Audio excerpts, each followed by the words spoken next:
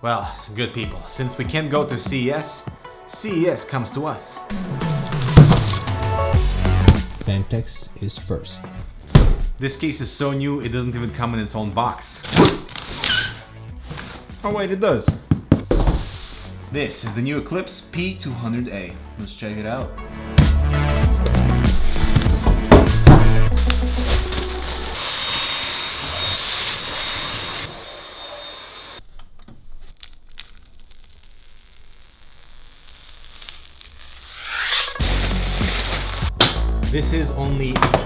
This is only a prototype, so not a final retail production sample, okay? So, the Eclipse P200A. This is a very important case for Phanteks because it's their third ITX enclosure. They've learned a lot through their history, and this case aims to cover the three main important pillars of case design. It's affordable, around the $70 to $80 range. It's going to be accessible from what we're told, so you will actually be able to buy it if you want to approach this from an ITX direction, you want to build something. And it also covers everything in terms of compatibility and support, both for water cooling, air cooling, massive GPUs, and ATX power supplies. I feel like the ITX case market will grow in 2021, away from the boutique, really niche stuff, into the mainstream, and I hope this is the right approach.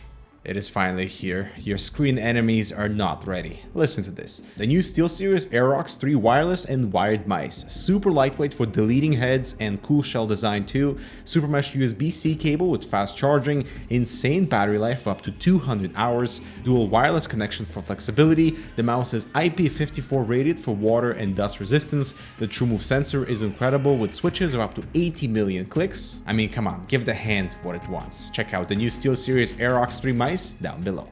I gotta say, what an interesting opportunity it is to receive something like this, work inside of it. It's not completely finished yet, and at CES, for example, we would see a built system, but they're still refining things just as they would with the frame they sent me. So the P200A, let's talk about size first, because that's kind of the important thing when it comes to ITX. It's just under 30 liters, which means it's not the most compact enclosure. It's not going to be competing with the N cases and the DEN cases, but it's kind of in the same footprint as the H200 from NZXT and other slightly larger ITX cases. I would say the main advantage here would be the price point, $70 to $80, while still letting you build a really powerful system without compromising on any of your hardware. That is cooling, power supply, cable management, GPUs, and yeah, you just have to face that this is slightly bigger than your traditional really compact ITX cases. So the main specs, we have full ATX power supply support, triple slot GPUs at 355 millimeters of length are supported. If you're mounting radiator and fans at the front, you still have about 320 millimeters of clearance for the GPU in triple slot configuration with that entire ventilation open at the bottom with a fine dust mesh filter that is removable from the front. You can also install dual 120s and 140mm fans at the bottom to help with GPU cooling. Obviously the case is not very slim, so CPU tower height compatibility is excellent, up to 165 millimeters for CPU towers. This case supports a vertical GPU orientation with an optional bracket, so if you are going air cooling, 74 or 94 millimeters for CPU towers, but I guess for vertical GPU configuration, just stick with the radiator at the front or the side. Which leads us to the radiator support. So you can do a 240 or a 280 at the front, and you also notice we have side ventilation mounts for dual 120mm fans. If you're going with a 240 at the front, you can still mount the fans on the side. However, I mounted my 280mm radiator at the front, and that blocked access to actually be mounting the large 140mm fans to the radiator because of the side fans. So that's a big no. If you're doing a 280 at the front, side ventilation is going to be blocked. So that was a quick recap of what the P200A is capable of.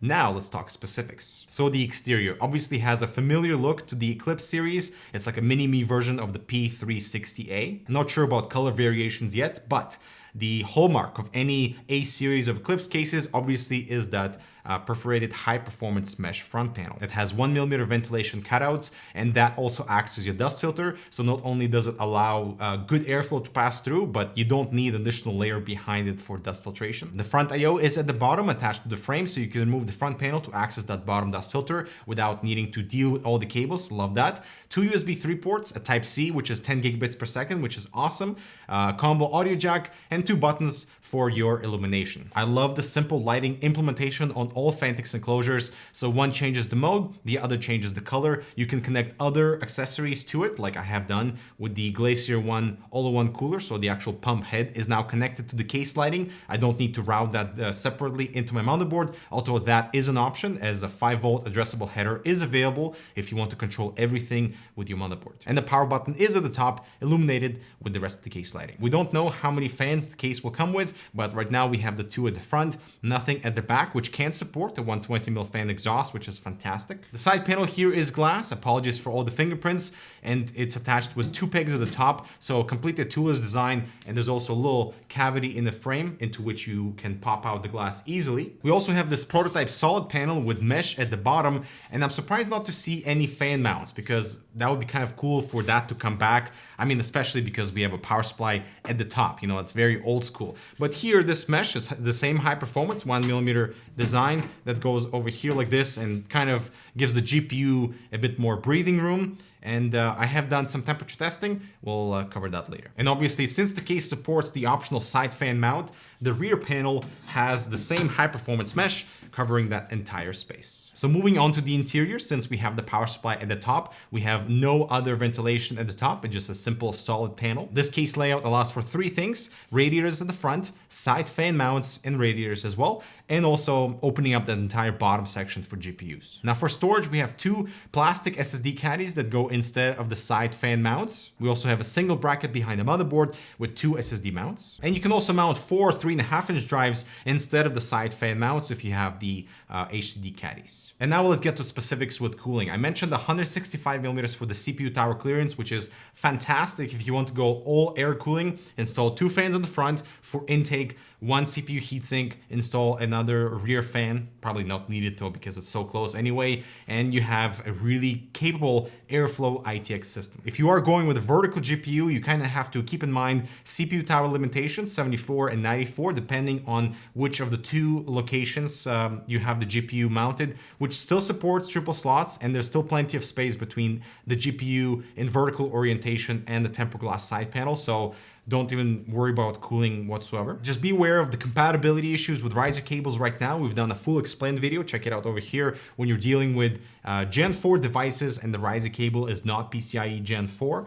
But with a vertical GPU orientation, you can still utilize that side radiator mount to give you full length clearance across the case. But even still, you have like 320mm until the radiator and fans at the front. So plenty of space for massive GPUs. The only thing you sacrifice with a vertical GPU is rear fan mount, because that's going to be blocked, but still plenty of ventilation to move some air. As for radiator support, it's cool that a 280 can fit at the front, although keep in mind that the side fan mounts will be blocked, although you can still install SSDs in that space, no problem. But I would say the sweet spot would be a 240 at the front or the side, depending if you want to intake or exhaust. And based on our all-in-one cooler testing, which is fantastic, you can check it over here, 240 seems to be that really good spot for performance and noise. Which leads us to temperatures, and I've discovered a few compromises along the way with this sort of configuration, but keep in mind this is still not a final case, so things might change. So let's start with my stock configuration: 240 at the front as intake, 2 side fans as intake, and I'm using the side mesh panel.